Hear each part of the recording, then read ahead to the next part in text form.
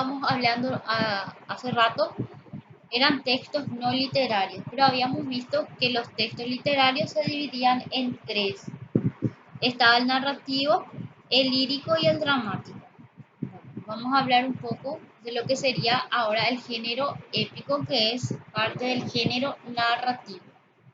El género épico es un género que es considerado el más antiguo y que presenta siempre hechos legendarios o ficticios de forma objetiva, desarrollado en un tiempo y en un espacio determinado. Es un texto en verso que narra hazañas y aventuras de héroes, que pueden ser históricos, mitológicos y que siempre están en un entorno bélico. Según los expertos, surgió en el siglo VII a.C. y le consideran a Homero como el padre y el precursor de este género.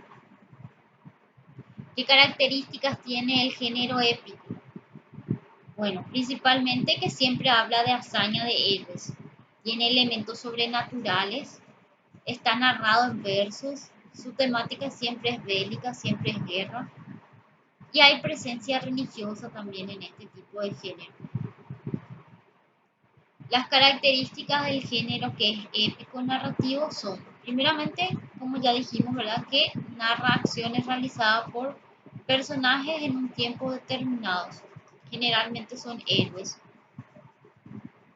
Las obras épicas se refieren a narraciones sobre hechos bélicos y se dividen en subgéneros que son el cantar de gesta, poema épico, epopeya, cuentos, novelas, entre otros. La epopeya se refiere a las hazañas que se dieron en la Edad Antigua y es de carácter mítico.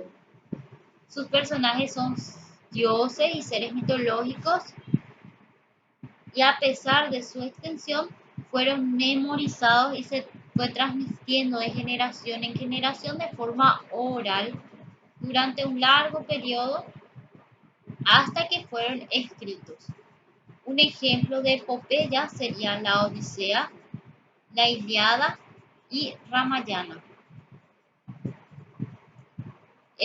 Los cantares de gesta surgieron en la época medieval, numerosos poemas que se cantaban y en él se cantaban hazañas de héroes o del origen de la formación, deteniéndose en los castillos y en los pueblos para cantarlos. Entonces, gesta significa hazaña heroica de los reinos. Entonces, estos poemas eran recitados por juglares que recorrían los caminos. Los principales cantares de gesta son los Nibelungos, Beowulf y la canción de Rolda. Los poemas épicos. El poema épico culto intenta reactualizar en los tiempos modernos la épica romana. Es un estilo generalmente lleno de reminiscencia y de rima consonante. Floreció durante el Renacimiento. Algunos ejemplos del poema épico son la Araucana y la Divina Comedia. Bueno, vamos a hablar un poco de lo que sería el género lírico, que también es un subgénero del género narrativo. El género lírico, su nombre proviene del instrumento lira. La poesía lírica es aquella donde nosotros expresamos los sentimientos, las imaginaciones y los pensamientos del autor. Ahora, el poema en el cual se fusiona el mundo objetivo y el yo del poeta, que expresa realidades interiores. El género poético es muy subjetivo y personal, ¿verdad? Porque siempre está expresando la realidad interior, lo que está sintiendo el poeta.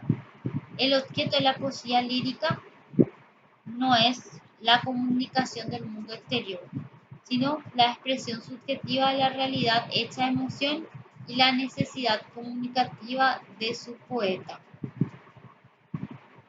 ¿Cómo surgió la poesía lírica?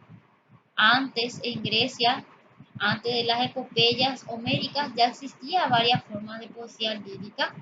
Y los griegos cantaban con el instrumento que es la lira, que es la que habíamos visto aquí. Esta es la lira. Y por eso de ahí proviene el nombre de lírico, género lírico. Eran canciones que se interpretaban en bodas, durante las cosechas, en los funerales, las solemnidades religiosas, las festividades y las reuniones con los amigos. Era una manifestación primitiva de la literatura y su transmisión era de forma oral. El apogeo de la poesía lírica griega le corresponde al siglo VII a V antes de Jesucristo. Casi todos los poetas de ese siglo pertenecían a la nobleza, por eso es que en la poesía se refleja mucho la idea de la aristocracia de ese tiempo. ¿Qué característica tiene la poesía lírica? Que en él predomina la imaginación, la emotividad como la esencia poética. Exige un lenguaje esquemático y altamente connotativo de gran musicalidad. La tensión emocional favorece la brevedad del texto. A diferencia del texto narrativo y dramático, la lírica carece de elementos anecdóticos dentro de la historia.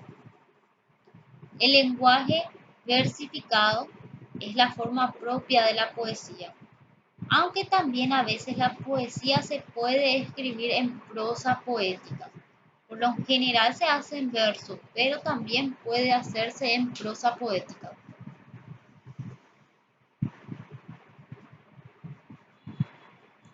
La esencia subjetiva del discurso desnuda la interioridad del autor. Tres son los sentimientos predominantes del poeta lírico. Primero el amor, el dolor y la indignación. Eso es lo que más se expresa en la poesía lírica. La predominancia de uno u otro de los tres sentimientos humanos decide la clasificación textual del género lírico. La oda o canto del amor, la elegía o canto al dolor y la sátira o canto de la indignación. Estos son los tres tipos de clasificación del género lírico. De la sublimación de estos sentimientos nace la poesía lírica de carácter universal. Luego tenemos el género dramático, ¿verdad? El género dramático, que también llamamos género teatral, que proviene del género drama, que es acción o actuación. Este género se caracteriza porque nos presenta situaciones a través de diálogos y las acciones de los personajes. Es un texto escrito para poder llevarlo al teatro. Se escribe un texto en forma de guión y es representado en las escenas o puesta en escena mediante los autores.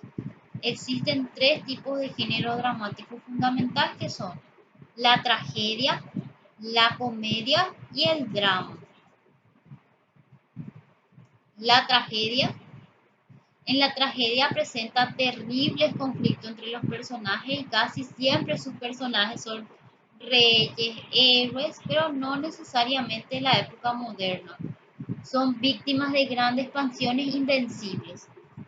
La tragedia produce en el espectador un efecto de catarsis y purificación de sus propias pasiones, por el horror y la piedad que inspira el triste destino del protagonista. Luego tenemos la comedia, en el cual se desarrolla conflictos amables y moderadamente severas, pero casi siempre son divertidos y entre los personajes tomamos personajes que son de la vida cotidiana, ¿verdad? En cuanto al drama, los personajes en el drama siempre están luchando contra la adversidad. Se suelen causar grandes daños, no aceptan el daño, a diferencia de los héroes de la tragedia, ¿verdad? En muchas ocasiones salen igual derrotados, pueden intervenir elementos cómicos, de ahí que en España ya existe el drama que ha recibido la denominación de tragicomedia desde los siglos XV al principios de XVII. El género dramático tiene diversas manifestaciones a lo largo de la historia. Los que más se destacan son el auto sacramental, el entremés, el sainete, la farsa, el melodrama y el vodevil.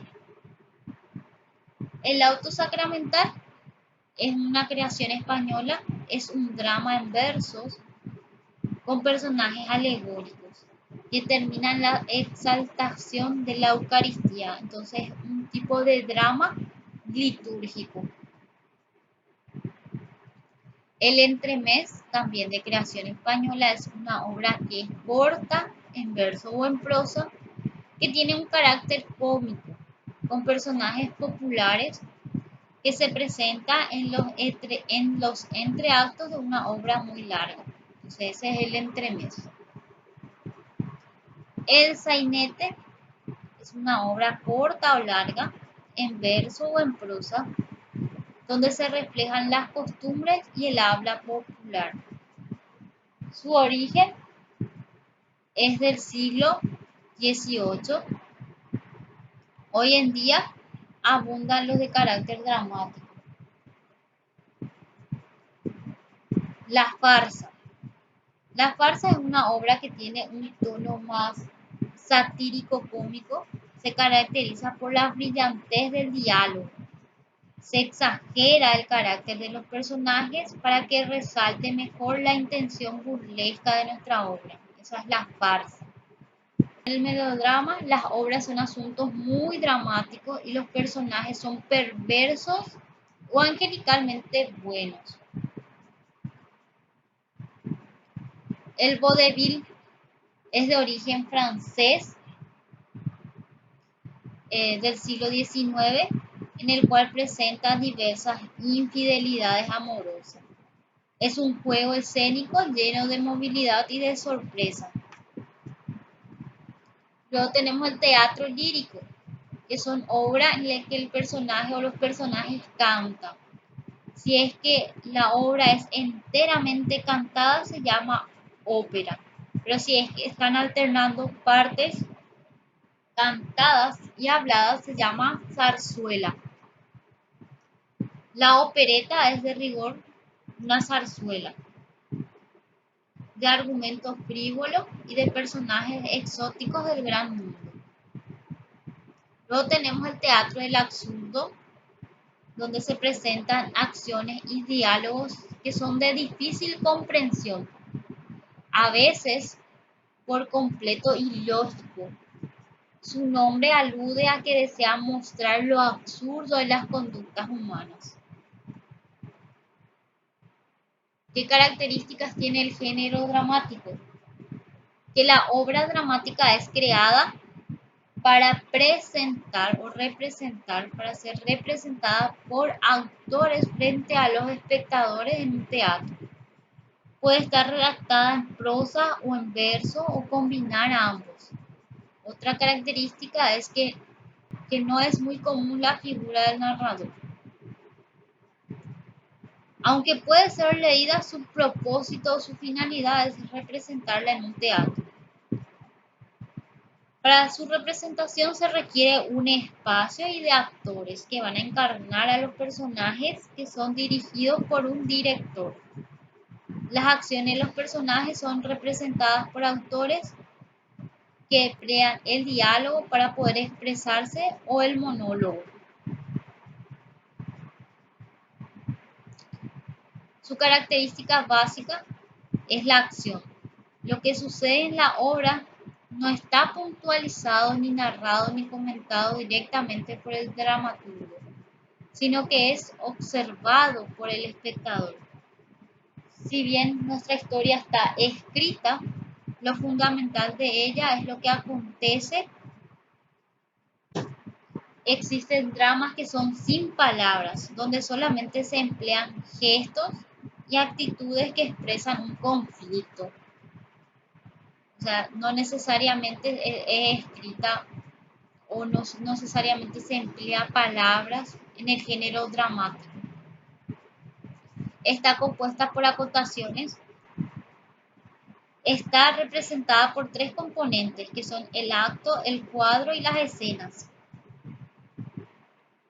Bueno, aquí está qué son las acotaciones. Son indicaciones que el autor desea que se implemente en la obra al montarla. Pueden ser comentarios de naturaleza descriptiva en el cual el autor incluye en la obra donde explica los detalles relativos a los movimientos y a las acciones del personaje en la escena. Las acciones de la obra dramática se organizan de la siguiente manera. Primero, la presentación o exposición, que es el inicio de la obra y contiene las ideas más importantes de la historia. Generalmente, cuando la obra está dividida en actos, la presentación pertenece al primer acto. Luego tenemos el desarrollo, que es la segunda parte de la obra y es la más extensa, en la cual se genera el tiempo de mayor extensión, donde se genera la trama, ¿verdad? Donde se genera el clímax, donde se desarrolla las acciones de los personajes, para luego llegar al desenlace, que es el momento final, en donde se soluciona el problema propuesto que se ha desarrollado en toda la obra.